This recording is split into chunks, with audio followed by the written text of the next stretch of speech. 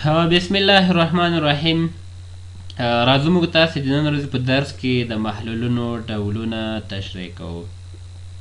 د محلولونو ډولونه چې دي دا د مختلفو کرایتریاوو له مخې طبقه بندي شوي. د مثال په ډول منحله ماده، حل کوونکې ماده، او یا د په حل کوونکې ماده کې د منحله مادې د حل کېدلو د قدرت له مخې، او یا د منحله مادې د مقدار له مخې. نو ټول موږ تاسې څلور ډوله محلولونه یا څلورو کرایتریاوو له مخې محلولونه طبقه بندي کوو.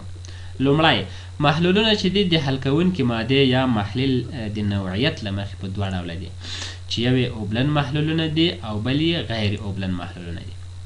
اوبلن محلولونه کوم محلولونه دي؟ هغه محلولونه دي چې حل کوونکې ماده یې اوبه وي، یعنې له دغه نوم څخه معلومیږي چې د دوی یوه برخه باید اوبه وي، نور که حل کېدونکې ماده هر شی وه. نو دا هغه محلولونه دي چې حل کوونکې ماده یې اوبه وي. د مثال په ډول که چیرې تاسو د خوړو مالګه راواخلئ او دا په اوبو کې واچوئ، نو له دې څخه او ښی پکې حل کړئ، له دې څخه محلول جوړیږي. دغه محلول ته ویل کیږي د خوړو مالګې اوبلن محلول. دویم غیر اوبلن محلول ده. غیر اوبلن محلول هغه محلول ته ویل کیږي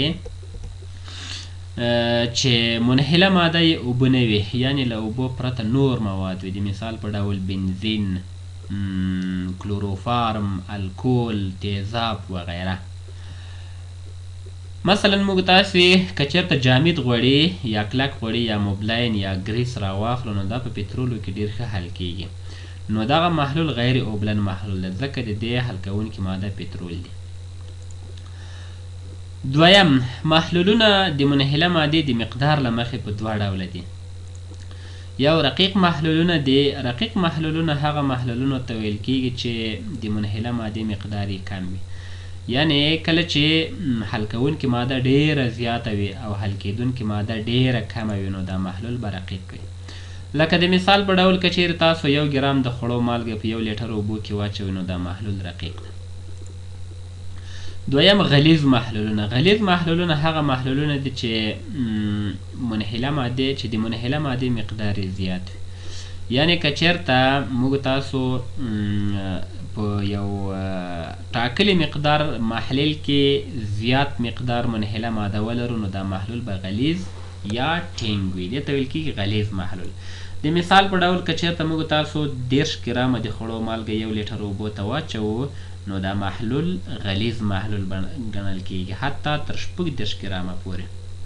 نو دې ته ویل کېږي غلیظ محلول. په دې پسې بل محلولونه د حل کوونکې مادې د حل کولو د قدرت له مخې په 3 ډوله دي. لومړی غیر مشبوع محلول. غیر مشبوع محلول چې شي ته ویل کېږي؟ غیر مشبوع محلول هغه محلول ته ویل کېږي چې په خپل ځان کې د نورې اضافي منحله مادې د حل کولو وړتیا ولري، یعنې دا غیر مشبوع، یعنې موړ نه وي تر هغه ټاکلي حده پورې چې دا څومره منحله ماده په ځان کې حل کولی شي، تر هغه حده پورې نه وي رسېدلی. د مثال په ډول که چیرې تاسو 10 ګرامه د خوړو مالګه په 1 لیټر اوبو کې واچوئ، نو کوم محلول چې لاسته راځي دا غیر مشبوع محلول ده.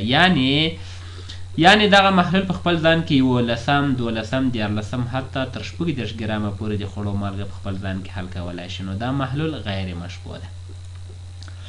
دویم مشبوع محلولونه. مشبوع محلولونه هغه محلولونه ته ویل کېږي چې په خپل ځان کې نوره اضافي منحله ماده نشي حل کولی، یعنې په خپل ځان کې دومره وړتیا نه لري چې اضافي منحله ماده حل کړي. نو که چېرته تاسو اضافي منحله ماده ور واچوئ، نو رسوب به تشکیلیږي. نو دا د رسوب تشکیلیدو حد موږ تاسو ته د مشبوعیت اندازه راښیي.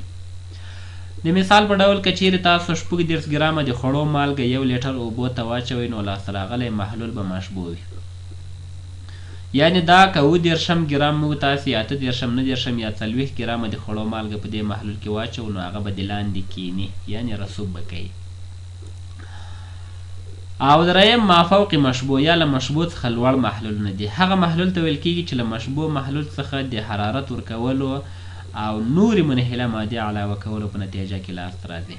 یعنې که چیرې موږ تاسې مشبوع محلول ته حرارت ورکړو، نو د حرارت په نتیجه کې د مالیکولونو ترمنځ یا د محلول د ذرو ترمنځ فاصله زیاتیږي، نو نورې اضافي منحله مادې حل کولو ته هم زمینه مساعدېږي. نو که چېرته نوره اضافي منحله ماده ور واچوئ دغه محلول به مافوق مشبوع وي. د مثال په ډول که چېرته تاسو 40 ګرامه د خوړو مالګه 1 لیټر اوبو ته واچوئ او تودوخه ورکړئ نو له دې څخه مافوق مشبوع محلول لاسته راځي. د مافوق مشبوع محلول د جوړېدو لپاره شرط دا ده کله چې تودوخه لرې کو نو هغه د حل کوونکې مادې ذرې به د حل کېدونکې مادې له ذرو څخه نه جلا کېږي. او دریم موږ تاسې وایو چې محلولونه د حل کوونکي او منحله مادې د فزیکي حالت له مخې په 9 ډوله دي. نوموړي 9 ډولونه یې تاسو په دغه جدول کې کتلی شئ. لومړی ګازي محلولونه، په ګاز کې ګاز، مایع په ګاز کې، جامد په ګاز کې. دویم مایع محلولونه، دریم جامد محلولونه. نو دا یې مثالونه دي د محلول بیلګه، حل کوونکې ماده او منحله ماده. تاسو کولی شئ دا په دقت سره وګورئ. نو د نن ورځې درس په همدې ځای پای ته رسیږي. تر بیا مو په الله سپارم. ښه وخت ولرئ.